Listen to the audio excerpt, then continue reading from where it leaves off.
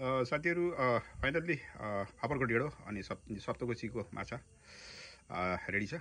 म सुरु गर्छु साथीहरू।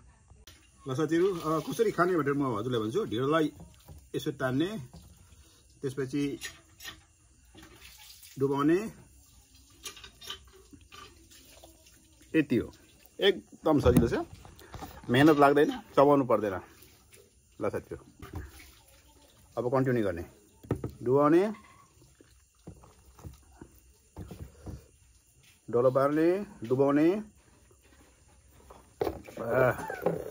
फेरि यो पनि टोक्नुपर्छ नि साथीहरू। यति स्वादिष्ट छैन खोर्सानी। फेरि डुबाउने। दाजुमा आइपुग्नु हो, अस्पताल जानुभएको थियो, एउटा गाउँले दाजु बिमार भएर। अब यसलाई ढिँडोलाई यस्तो डल्लो पार्ने, चोबल्ने, काभ्रे माछामा यसरी स्याट्टै चबाउनु हुँदैन साथीहरू। चबायो भने फेरि ढेँडो फेरि बकवास हुन्छ। यसो गर्ने, काभ्रे माछामा डल पार्ने,